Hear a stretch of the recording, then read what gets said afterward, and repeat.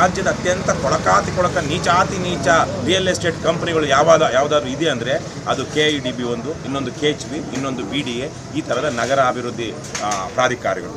ಶಿಡ್ಲಘಟ್ಟ ತಾಲೂಕಿನ ಜಂಗಮಕೋಟೆ ಹೋಬಳಿಯ 13 ಗ್ರಾಮಗಳ ಭೂಸ್ವಾಧೀನ ಪ್ರಕ್ರಿಯೆ ವಿರೋಧಿಸಿ ರೈತರು ಹಮ್ಮಿಕೊಂಡಿರುವ ಹೋರಾಟಕ್ಕೆ 136 ದಿನಗಳಾಗಿದೆ.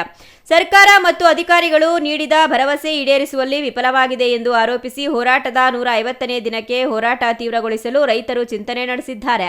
ಅಲ್ಲದೆ ರೈತರ ಹೋರಾಟಕ್ಕೆ ಕರ್ನಾಟಕ ರಾಷ್ಟ್ರ ಸಮಿತಿ ಪಕ್ಷವು ಬೆಂಬಲ ವ್ಯಕ್ತಪಡಿಸಿದ್ದು, KRS ಪಕ್ಷದ ರವಿಕೃಷ್ಣಾರೆಡ್ಡಿ ಅವರು ಹೋರಾಟದಲ್ಲಿ ಭಾಗವಹಿಸುವ ಭರವಸೆ ನೀಡಿ ಬೆಂಬಲ ವ್ಯಕ್ತಪಡಿಸಿದ್ದಾರೆ. ಚಿಕ್ಕಬಳ್ಳಾಪುರ ಜಿಲ್ಲಾಡಳಿತ ಭವನದ ಮುಂದೆ ನಡೆಯುತ್ತಿರುವ ರೈತರ ಹೋರಾಟದಲ್ಲಿ ಭಾಗವಹಿಸಿ ಮಾತನಾಡಿದ KRS ಪಕ್ಷದ ರವಿಕೃಷ್ಣಾರೆಡ್ಡಿ, ನಾನು ಭೂಮಿ ಕಳೆದುಕೊಂಡ ಸ್ಥಳದಿಂದ ಬಂದವನು. ದೇಶದಲ್ಲಿ ಕೈಗಾರಿಕೆಗಳ ಸ್ಥಾಪನೆಯಾಗಬೇಕು, ಉದ್ಯೋಗ ನೀಡಬೇಕು ಎಂದು ಮೊದಲು ಸರ್ಕಾರಗಳು ಮಾಡುತ್ತಿತ್ತು. ಆದರೆ ಈಗ ಬದಲಾಗಿದೆ. ಖಾಸಗಿಯವರು ಜಮೀನು ಪಡೆದು ವ್ಯವಹಾರಗಳನ್ನ ಮಾಡುತ್ತಿದ್ದಾರೆ. KIADB ಲಕ್ಷಾಂತರ ಎಕರೆ ವಶಕ್ಕೆ ಪಡೆದು 90% ಹಾಗೆಯೇ ಇದೆ. ಅದರಲ್ಲಿ ಯಾಕೆ ಮಾಡುತ್ತಿಲ್ಲ ಎಂದು ಪ್ರಶ್ನಿಸಿದರು. ರೈತರು ಸಮೃದ್ಧಿಯಿಂದ ಕೃಷಿ ಮಾಡುತ್ತಿರುವ ಭೂಮಿಯನ್ನ ಬಂಜರು ಮಾಡಲು ಸರ್ಕಾರ ಹೊರಟಿದೆ. ಬೆಂಗಳೂರು ಸುತ್ತಮುತ್ತ ಜಮೀನು ಕಬಳಿಸಲು ಸರ್ಕಾರಗಳು ಯತ್ನಿಸುತ್ತಿವೆ. ಕೊಳಕು ರಿಯಲ್ ಎಸ್ಟೇಟ್ ಕಂಪನಿ ಎಂದರೆ BDA, KIADB ಸೇರಿದಂತೆ ಸರ್ಕಾರದ ಕಂಪನಿಗಳು ಅಭಿವೃದ್ಧಿಗಾಗಿ ಪರಿಹಾರ ನೀಡುವುದಕ್ಕೆ ಹಣ ಹೊಡೆಯುತ್ತಾರೆ. 3 ತರದಲ್ಲಿ ನಗರಾಭಿವೃದ್ಧಿ ಸಚಿವರು ಮತ್ತು ಕೈಗಾರಿಕಾ ಸಚಿವರು ಹಣ ಹೊಡೆಯುವ ಕೆಲಸ ಮಾಡುತ್ತಾರೆ. ಬೆಂಗಳೂರಿನ ಕಸ ತಂದು ಸುರಿಯೋದು ಸೇರಿದಂತೆ ಇತರೆ ಸಮಸ್ಯೆಗಳನ್ನು ತಂದೊಡ್ಡುತ್ತಿದ್ದಾರೆ. ಬಿಡದಿಯಲ್ಲಿ 3 ಲಕ್ಷ ತೆಂಗಿನ ಮರಗಳನ್ನು ನಾಶ ಮಾಡಲು ಸರ್ಕಾರ ಹೊರಟಿದೆ. ಇದು ರೈತ ವಿರೋಧಿ ನೀತಿಯಾಗಿದೆ ಎಂದು ಆಕ್ರೋಶ ವ್ಯಕ್ತಪಡಿಸಿದ್ರು. ನಾನು ಸಹ ರೈತರು ಭೂಮಿ ಕಳೆದುಕೊಂಡ ಊರಿನಿಂದ ಬಂದವರು. ನಮ್ಮದು ಬೆಂಗಳೂರು ಅವಿಭಜಿತ ಜಿಲ್ಲೆಯಲ್ಲಿ ಬೊಮ್ಮಸಂದ್ರ ಕೈಗಾರಿಕಾ ಪ್ರದೇಶ ಅಂತ ಏನಿದೆ, ಅದು ನಮ್ಮ ಊರು ಆನೇಕಲ್ ತಾಲೂಕಿನಲ್ಲಿ. ಆ ಭಾಗದಲ್ಲಿ ಆಗಲೇ 80ರ ದಶಕದಲ್ಲಿಯೇ 106 ಎಕರೆಗಳನ್ನು ಭೂಸ್ವಾಧೀನ ಮಾಡಿಕೊಂಡು ಕೈಗಾರಿಕಾ ಅಭಿವೃದ್ಧಿ ಪ್ರದೇಶ ಅಂತ ಅಭಿವೃದ್ಧಿ ಮಾಡೋದು. ಆದರೆ ಆವತ್ತಿನ ಸಂದರ್ಭಗಳು ಬೇರೆ, ಇವತ್ತಿನ ಸಂದರ್ಭಗಳು ಬೇರೆ. ಕಳೆದ ದೇಶದಲ್ಲಿ ಕೈಗಾರಿಕೆಗಳನ್ನು ಕಟ್ಟಬೇಕು, ಬೇರೆ ತರಹದ ಒಂದು ಆರ್ಥಿಕ ವ್ಯವಸ್ಥೆಯನ್ನು ಕಟ್ಟಬೇಕು, ಉದ್ಯೋಗ ಕೊಡಬೇಕು ಅಂತೇಳಿ ಆ ತರಹದ ಕೈಗಾರಿಕಾ ಪ್ರದೇಶಗಳ ಅಭಿವೃದ್ಧಿಯನ್ನು ಸರ್ಕಾರ ಮೊದಲು ಮಾಡ್ತಾಯಿತ್ತು. ಆದರೆ ಇವತ್ತಿಗೆ ಬದಲಾಗಿದೆ. ಇವತ್ತು ಬದಲಾಗಿರೋದು 2 ಥರಕ್ಕೆ. ಒಂದು, ಖಾಸಗಿಯವರು ಕಾರ್ಖಾನೆಗಳನ್ನ ಮಾಡಬೇಕು ಅಂದ್ಕೊಳ್ಳೋರು ಅವರೇ ನೇರವಾಗಿ ಹೋಗಿ, ಈಗ ಇನ್ಫೋಸಿಸ್ ಅವರು, ವಿಪ್ರೋದವರು ಅವರೇನು ಬಹಳ ಕಡೆಗಳಲ್ಲಿ KIADBಯಿಂದ ಅಕ್ವೈರ್ ಮಾಡಿಸ್ಕೊಂಡು ಕೈಗಾರಿಕೆಗಳನ್ನ ಮಾಡಲಿಲ್ಲ. ಅವರೇ ಹೋದರು, ನೇರವಾಗಿ ಮಾರುಕಟ್ಟೆ ರೇಟ್ ಕೊಟ್ಟರು, ಒಂದಷ್ಟು ರೈತರಿಂದ ತೆಗೆದುಕೊಂಡ್ರು, ಅದಕ್ಕೆ ಕನ್ವರ್ಷನ್ ಮಾಡಿಸ್ಕೊಂಡ್ರು. ಇವತ್ತಲ್ಲೆಲ್ಲ ಬಿಲ್ಡಿಂಗ್ಸ್ ಕಟ್ಟಿದ್ದಾರೆ, ಬೇರೆ ಬೇರೆ ತರಹದ ವ್ಯವಹಾರಗಳನ್ನ ಮಾಡ್ತಾ ಇದ್ದಾರೆ. ಕಾರ್ಖಾನೆ ಮಾಡೋದಕ್ಕೆ ಎಲ್ಲರೂ ಬರುವವರು ಬಹುತೇಕವಾಗಿ ವೆಹಿಕಲ್ಸ್ ಇರುತ್ತೆ, ಅವರೇನು ನಡ್ಕೊಂಡು ಹೋಗಿ ಮಾಡುವಂಥದ್ದಲ್ಲ ಅದು. ಹಾಗಾಗಿ ಅಂಥ ಸಂದರ್ಭದಲ್ಲಿ ಲಕ್ಷಾಂತರ ಎಕರೆಗಳಿದ್ರು. ಇವತ್ತು ನಮ್ಮ ರಾಜ್ಯದಲ್ಲಿ ವಿಶೇಷವಾಗಿ ಬೆಂಗಳೂರು ಸುತ್ತಮುತ್ತ ಇರುವಂಥ ರೈತರ ಜಮೀನನ್ನು ಕಬಳಿಸೋದಕ್ಕೆ ಸರ್ಕಾರಗಳು ನಿರಂತರವಾಗಿ ಪ್ರಯತ್ನಿಸ್ತಿವೆ. ಇದಕ್ಕೆ 2-3 ಕಾರಣಗಳು ಬಹಳ ಮುಖ್ಯವಾಗಿ ಅಂದರೆ, ನಮ್ಮ ರಾಜ್ಯದ ಅತ್ಯಂತ ಕೊಳಕ ನೀಚಾತಿ ನೀಚ ರಿಯಲ್ ಎಸ್ಟೇಟ್ ಕಂಪನಿಗಳು ಯಾವುದಾದ್ರು ಇದೆ ಅಂದರೆ ಅದು KIDB ಒಂದು, ಇನ್ನೊಂದು KHB, ಇನ್ನೊಂದು BDA, ಈ ಥರದ ನಗರ ಅಭಿವೃದ್ಧಿ ಪ್ರಾಧಿಕಾರಗಳು. ಇವು ಇನ್ನು ಲೇಔಟ್ ಮಾಡೋದಕ್ಕೆ ಅಂತಲೋ, ಇಂಡಸ್ಟ್ರಿ ಡೆವಲಪ್ ಮಾಡೋದಕ್ಕೆ ಅಂತಲೋ ರೈತರಿಂದ ಭೂಮಿ ತೆಗೆದುಕೊಳ್ತಾರೆ.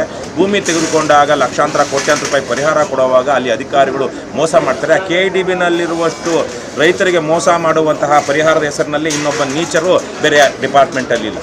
ಆಗಸ್ಟ್ 17ರಂದು ಚಿಕ್ಕಬಳ್ಳಾಪುರ ಜಿಲ್ಲೆಯ ರೈತರ ಹೋರಾಟಕ್ಕೆ ನಮ್ಮ ಬೆಂಬಲವೂ ಇದೆ. ಬೆಂಗಳೂರಿನ ಫ್ರೀಡಂ ಪಾರ್ಕ್ನಲ್ಲಿ 3 ದಿನ ಉಪವಾಸ ಸತ್ಯಾಗ್ರಹ ಮಾಡಲು ಸಿದ್ಧನಿದ್ದೇನೆ. ರೈತರು ಸಂಘಟಿತರಾಗಿ ಹೋರಾಟ ಮಾಡೋಣ, ನಮ್ಮ ಭೂಮಿ ನಾವು ಉಳಿಸೋಣ ಎಂದರು. ಇಲ್ಲೂ ಸಹ ನಾವೊಂದು ಬೈಕ್ ಜಾಥಾ ಮಾಡ್ತೀವಿ. ಇನ್ನೊಂದು ವಾರ 10 ದಿವಸದಲ್ಲಿ 11 ದಿವಸದಲ್ಲಿ 150 ದಿವಸ ಮುಂದಿನ 11ನೇ ತಾರೀಕಿಗೆ ಮುಗಿಯುತ್ತೆ. ಅದಾದ ನಂತರ ನಾವೊಂದು ದಿವಸ ಬಂದು ಬೈಕ್ ಜಾಥಾ ಮಾಡಿ ಪ್ರತಿಭಟನೆ ಮಾಡ್ತೀವಿ. ಆಗಸ್ಟ್ 17ಕ್ಕೆ ದಯವಿಟ್ಟು ನಾವೆಲ್ಲ ಬೈಕ್ ಜಾಥಾ ಮಾಡೋಣ ಅಂತ ಬಸವನಹಳ್ಳಿ ಬೈರೇಗೌಡರು ಹೇಳ್ತಾ ಇದ್ದಾರೆ.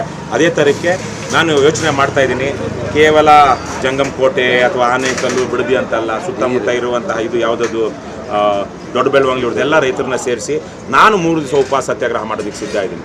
ರೈತ ಸಂಘದ ಮುಖಂಡ ಭಕ್ತರಹಳ್ಳಿ ಬೈರೇಗೌಡ ಮಾತನಾಡಿ, ಅಧಿಕಾರಿಗಳಿಗೆ ಲಾಭ ತರುವ ವಿಚಾರವನ್ನ ಮಾತ್ರ ಅವರು ಮಾಡುತ್ತಿದ್ದಾರೆ. ಜನಹಿತ ಅಧಿಕಾರಿಗಳಿಗೆ ಬೇಕಿಲ್ಲ. 150ನೇ ದಿನಕ್ಕೆ ದೊಡ್ಡ ಮಟ್ಟದ ಹೋರಾಟಕ್ಕೆ ಸಿದ್ಧತೆ ನಡೆಸಲಾಗುತ್ತಿದೆ. ಆಗಸ್ಟ್ 17ಕ್ಕೆ ಬೈಕ್ ರ್ಯಾಲಿ ಮಾಡುವ ಕುರಿತು ಅಂತಿಮ ನಿರ್ಧಾರ ಕೈಗೊಳ್ಳಬೇಕಾಗಿದೆ ಎಂದರು. ಏನಿವತ್ತು ಭೂಸ್ವಾಧೀನ ಅಧಿಕಾರಿಗಳು ಅಥವಾ ಜಿಲ್ಲೆಯ ಜವಾಬ್ದಾರಿತವಾದಂಥ DC ಅಥವಾ ಸಂಬಂಧಪಟ್ಟಂಥ ಏನು ಅಧಿಕಾರಿಗಳು ಕೊಟ್ಟಿದ್ದಾರೋ ಇನ್ನೂ ಕೂಡ ಜಿಲ್ಲಾಡಳಿತ ನಿದ್ದೆ ಮಾಡ್ತಾ ಇದೆ. ಇವತ್ತು ಕೂಡ ನಾಳೆ ನಾಳುದ್ದ ಅನ್ನೋ ಒಂದು ಪದದಲ್ಲಿದ್ದೇವೆ.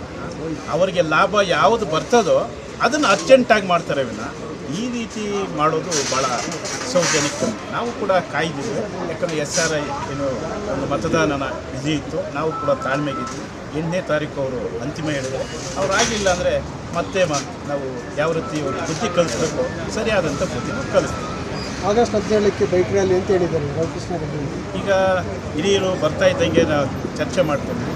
ಅದು 150ನೇ ದಿನಕ್ಕೆ ಒಂದು ದೊಡ್ಡ ಮಟ್ಟದ ಚಳುವಳಿ ಮಾಡಬೇಕು ಅಂತೇಳಿ ನಾವು ಕರ್ನಾಟಕ ರಾಜ್ಯ ರೈತ ಸಂಘ ಮತ್ತು ಹೋರಾಟ ಸಮಿತಿ ಒಂದು ತೀರ್ಮಾನವನ್ನು ಮಾಡ್ತೀವಿ. ಮೊನ್ನೆನೂ ಕೂಡ ನಾವು ಜಿಲ್ಲೆಗಳಲ್ಲಿ ಮತ್ತು ತಾಲೂಕುಗಳಲ್ಲಿ ಸಭೆಗಳನ್ನು ಮಾಡಿ 150 ದಿನಕ್ಕೆ ಒಂದು ದೊಡ್ಡ ಮಟ್ಟದ ಒಂದು ಚಳುವಳಿ ಮಾಡಬೇಕು ಅಂತ ತೀರ್ಮಾನ ಮಾಡ್ತೀವಿ. ಆಮೇಲೆ ನಮ್ಮ ಸ್ನೇಹಿತರು ಒಗ್ಗೂಡಿ ನಮ್ಮ ರವಿಕೃಷ್ಣ ರೆಡ್ಡಿಯನ್ನು ಭೇಟಿ ಮಾಡಿದ ಮೇಲೆ ನಾವು ಕೂಡ ಈಗ ಅವರ ಬರುವಿಕೆಯನ್ನು ಕಾದು 150 ದಿನಕ್ಕೆ ಅವರ ಕಾರ್ಯಕ್ರಮ ಇರೋದ್ರಿಂದ 117 ಅಂದರೆ 17ನೇ ತಾರೀಕು ನಾವು ಬೈಕ್ ರ್ಯಾಲಿಗ ಮಾಡಬೇಕು ಅಂತೇಳಿ ಹೇಳಿದ್ದಾರೆ. ನಾವು ಕೂಡ ಪೂರ್ವ ಸಿದ್ಧತೆಯಲ್ಲಿ ಕೂತು ಚರ್ಚೆ ಮಾಡಿ ಯಾವ ರೀತಿ ನಾವು ಜಮಕೋಟೆಯಿಂದ ಬರಬೇಕು ಅಥವಾ ಹಳ್ಳಿಗಳಿಂದ ಬರಬೇಕು, ಅದು ಕೂತು ನಾವು ಚರ್ಚೆ ಮಾಡಿ ಅಂತಿಮ ನಿರ್ಧಾರ.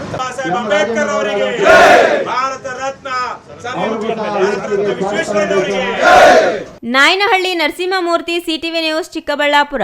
ಹೋರಾಟಗಾರರು ಉಟ್ಕೋಬೇಕಾಗ್ತದೆ. ಇಲ್ಲಾಂದ್ರೆ ಇಡೀ ನಮ್ಮ ಕೃಷಿ ಭೂಮಿ ಅಪಾಯದಲ್ಲಿದೆ, ನಾವು ಅಪಾಯದಲ್ಲಿದ್ದೇವೆ.